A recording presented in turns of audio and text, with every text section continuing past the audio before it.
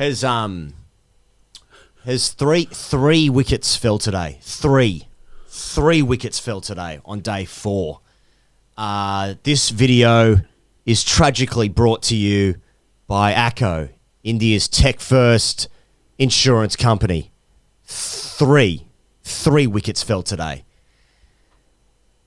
Like, this feels like the score's been 50-0 in this test match, and Pakistan have just called last goal wins. Like, I think we're going to get a day's play. We're going to get a day's play tomorrow, and like it's probably going to be really exciting. Although, as I just tweeted before, I feel like the score of this game is going to finish 7 for 295 at the end of the day. Neither team close to winning. I'm so disappointed in this series.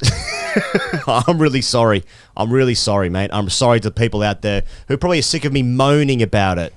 I just feel really disappointed, and I'm probably not the only one. This is fucking dog shit. Thoughts? I think you're wrong. I think you're wrong. But why? And I think that there's a lot of good shit happening. And I think that we're tired. And I think, the real stuff. Yeah. And I think the real stuff starts on Saturday. Dhoni's not captain anymore. CSK, new times.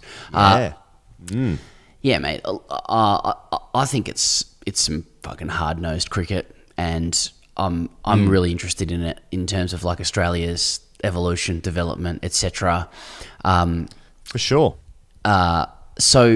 And I think that it's going to be fucking close tomorrow. Actually, I think all 4 results are on the table, and I think it's going to come down to the wire. It's going to ebb and flow. So let's diametrically oppose our views there and remain friends, and have a lot of love between each other. In the spirit of the episode, 3 things here goes. UZZIE again, Smith's milestone. So UZZIE just hates 100 since he came back into the side. 137, 101 not, 6, 11, 97, 160, 44 not, 91, 100 not out, 747 runs at 124.5. The takeaway, he threw away 2 tons. Yeah, that's right. Absolutely Once threw again, it away. cricket never good. So I think I'm right in saying it's 4 tons in 9 innings with 2 90s in there. So that could have been 6 tons in 9 innings. That's fucking like that sounds like some history Bradman shit, or like Jacques Callis kind of gear. When Callis was doing that as well, it's easily still the most underrated cricketer of all time. Heaps of catches there with those big old buckets there too. Oh yeah. But is unbelievable. And opening the batting, I suppose in this series specifically, that has been the best place to bat. Once it starts to tail a bit, it looks a bit harder to start as well. But like with that new ball, like it's probably the easiest time to bat in this series, if it's ever easy to open the batting in Test cricket, which it never was for me when I did it. But that is like 4 in 9 with 2 90s in there as well. It's unbelievable, unbelievable. So I think he should play the next Test match as well. Yeah, and like he's starting to rack up all these hundreds as an opener that leave you thinking. And even when he was in the side, was he batting in the right spot as well? Anyway, so, and this is what I like to do. When something really good happens, I think, well, how could it have been better? I'm kind of early stage Gen Y, I'm a millennial, and nothing is ever enough for me. So I just wanted to remark on Usman Khawaja scoring 100 on this shithouse day. And Steve Smith's milestone, he goes... He went past 8,000 test runs. He's done it in the fewest innings of anyone in the game ever. Yeah. And I'm thinking, that's a bit of... that's actually caused me to cool thine own jets about any Steve Smith issues. No, I mean, that's a joke. 8,000 runs quicker than anybody else. That's fucking unbelievable. He's beaten Kumar Sangakkara. I saw a tweet from Dan Liebke saying, well, if Bradman had 70 more innings as well and just scored 15 runs, he still would have got there really quickly, much quicker than anyone else. So I suppose Bradman's still out in front. But I'm just thinking, Pose. 8K runs in the fewest number of innings any detractors bin. You know, it's a bit of bin stuff for me. Yeah. It's a bit of Cool Eye Jet stuff. I know there's the knives aren't out for Smith, but it's just like we get upset that he hasn't scored a ton lately because that's just what this bloke does. Started as a bowler, and he's batted in a bowler-friendly era too. He wasn't. That's what I was going to so say. fuck me, mate. Yeah. That's a joke, and well done to Smith. That's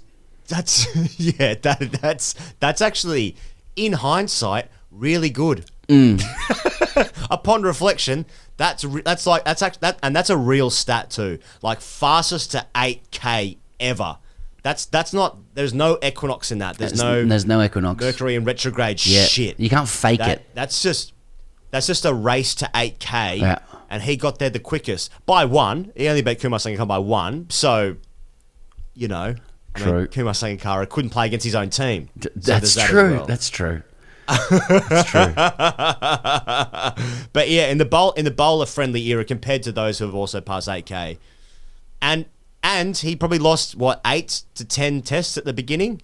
So let's call it 17, 18 innings there mate. It's fucking, what's that? Pretty good. Okay. Second one, he goes, Cummins' declaration. Now again, You've set out your stall. You've set out your stall all series, actually, and on the one hand, he's been prepared to lose the series and to have egg on his face, and I think that there's as much chance that Pakistan finishes 1 for 351 tomorrow as there is them being all out for 163, which makes the game interesting, and that's just real Pakistan stuff. And on the other hand, I think he's really bucked the trend of that I can't statistically support, but of Australian captains tending to want to bat a team out of the game before giving themselves a shot at victory, making sure that Pakistan are gone. He secures a 0-0 at worst, undefeated in Asia and I looked at it, mate, like the last series they won in Asia was in Bangladesh in 2017, and before that, you have to go back to 2011 when they beat Sri Lanka to win a series over here, to even draw a series over here, because I'm just fucking over there by osmosis. This TV is on, baby. So he could take that 0-0, and in time, people are would reflect on that positively. I know, like I would. I'd probably take 0-0, to be honest. But instead, he's gone for the W, and deck's looking pretty benign. What do you make of it? He is going for the George W. I agree, mate. When he declared, like this is because when I said yesterday, I was like, I still think draws the fancied result, because I just don't see if there's enough time in the game for Australia to get enough runs, because the traditional method is to bat to get enough runs so the other team can't win, right? And that's what actually happened in the last game. They gave themselves basically 2 days to bowl them out. Well, they bowled like 100 and they bowled. Was it 10,000 overs they bowled in that last Test match? And they still, like, both teams went away with a draw. But when 350 came up, I was like, I can just see Pakistan chasing this because the wicket is so flat. I mean, there is variable. There is as much variable in this deck as any other pitch in this series, which isn't saying a lot, but there is something. But then saying that, at the same time, 3 wickets fell today. Australia took 9 wickets on day 3, and now they've got to take 10. And the 9 wickets felt like just came out of nowhere. I know there was reverse tang for days, and there was 2 outstanding performances. So the declaration at 350, giving them 4 sessions to bowl Pakistan out, more or less, I thought was fucking. That was brave. It was brave, but you go into the last day, and it's by far the most interesting day's play, and it's probably going to be really exciting.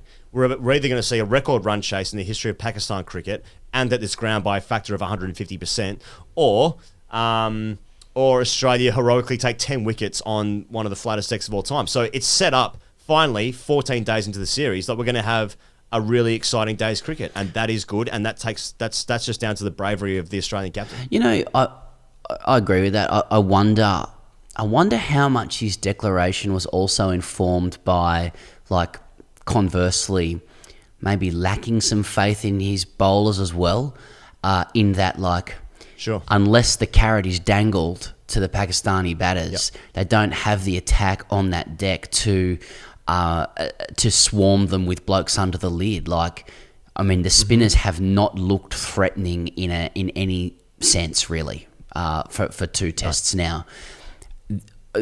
Like, we saw in the last test that they tanged them out in the first innings and the second innings, nothing happened. Yeah. So I suppose there's a good chance that could happen here too. We come back to the batch of balls. Like, reverse Tang is God here. You know, they're worshipping at the altar of Tang. They're worshipping at the altar of Irish. It needs to Irish or they're gone. You know, Australia, and it could actually be quite painful. And so he's hoping that they've picked a good ball, and let's see. I mean, there's also a factor here where in the last 2 tests, Australia have smashed Pakistan, and they might come away with the 1-0 series loss. So that takes enormous balls to just go, okay, let's have a look at this. Now, I agree. Now, 90 overs tomorrow. I think Stark and Cummins are bowling 20 each. So there's 40 overs there. I think Lyons probably bowling 30 probably tomorrow, and to rotate through the quicks. I think Swepson looks ineffectual. I think he looks a little bit tired as well. Bowled a stack of overs in that last test match. He's been unlucky. He looks the easiest to play, and then it might come into a situation where Pakistan might need 3.5 and over, and if Rizwan comes in or Babar's in as well, I think they'll probably target him. Now, Green's got to bowl some overs as well, but Stark and Cummins are probably taking 8 wickets here tomorrow to try and win the game, and I think they're bowling 40 overs between them, and it's going to be hot as fuck, and they bowled a stack of overs in that last game as well. Because I agree with you. I don't know if Australia has the attack I don't know if anyone has the attack on these decks. It's interesting. To be honest, I feel like Swepson, you know, I'm not Terry Jenner, but like just looks a bit flat. Like he spins the ball. Yeah. He spins the ball hard, but it just doesn't arrive with any complexity to the batter. Like it just slides on, and when he errs, he drags down a little bit, and it's just really easy to pick him off. But even when he spins it hard, like you don't see a lot of variable out of the way it lands. He beats the bat here and there, but just doesn't seem to be prepared to give it air to get it to spin variably off the wicket. Like I don't think he's been hit over the top enough, Swepson. Like I've seen him being hit over his head like once or twice. He's going to be prepared to go over the top of his head, but you never know. It might be a plan. They might say, no, on these decks, you've got to bowl flat, you've got to bowl it into the wicket and see if you can get grip that way. So if you're out watching Swepo, just the spin whisperer here, Johnny Davison. It's also interesting because Australia's already burnt a review, and they burnt 3 of them in the first innings. They've got 2 left now in this innings. I think you got to save them. You got to save them. But I mean, and you've got to be 100%. But I think there's a chance in these moments where if there is a nick, a real faint one, and they're like, "Are you sure?" And then you really testing your confidence there. And Marnus is just too close to all these conversations. I think that'll be a factor as well. Mate, it all comes down to Cummins, though. I mean, he kept them in the game with that catch yesterday, and he's made the bold declaration. Things can change really quickly, but I've got to say, if it goes the other way, like it's going to be one of the all-time like rope-a-dope wins from Pakistan. It's going to be some serious Atletico Madrid shit, like invite them on, then break. Like, they were just cooked yesterday, and then Cummins is like if they don't win this tomorrow, Australia, like we're going to have a whole era of Pat Cummins' captaincy where like he never declares and never allows another team to win again. Like he was like, I was nice once, I was climate change, I was idealistic. And like this could really grizzle him up. Like he could grow a beard after this. Cummins, could really change him and hurt him. On the other side, it might give us a chance to just absolutely blow up tomorrow night at sort of about 1 o'clock our time over in the morning. As Naseem Shah kick ones down the fine leg for 1 to win the game for Pakistan. Oh no! I don't know. I think you got to say those things before it actually all happens tomorrow. Like, could be a really painful day. Could be a great day. I thought yesterday was a pretty special day in Australian fast bowling terms. But yeah, if they lose the series, it's Cummins' fault, and if they draw the series, it's Ramiz Raja's fault. So third one, he goes. Okay, who's getting it done? You got a prediction? Don't have to labour this too much. You've already said it. 7 for 295. Draw. 0-0. Yep, I think it'd be a draw. Yep. Shake hands on it. Yep. And they're going to call it a T. Yeah. Mate, I think it's still, yeah, because they can shut up shop like Australia. Both teams can shut up shop if they're starting to struggle. Though I think Australia will find it hard to pull back if two blokes are starting to bop them around everywhere. But I mean, it's a long tail for Pakistan, so there is that. It's Sajid Khan's batting 7. Yeah. So it's I can see all possibilities. I'll say Australia. I'll say Australia because if it tangs and you get into the tail, you can go through it really quickly. But you're just saying Australia because Aussie, oi, oi, oi.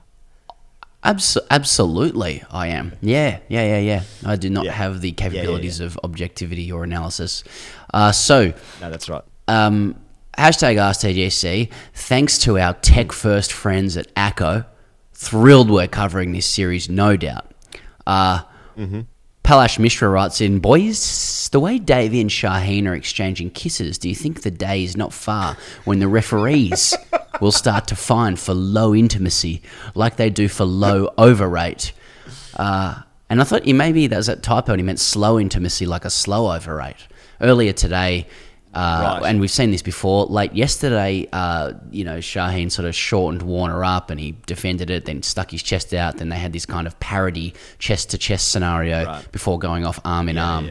And then today, Warner got to 50, batted well, got to 50. Shaheen rock and rolled him with something that rivaled Stark's one yesterday. Great delivery.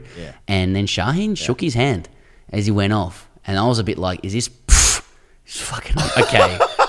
That's so lame. No, it was like, I like the spirit that's being played in. I think it's great. Of course. And I like that it will upset older people. But 50, okay, guys, you're friends. Fuck me.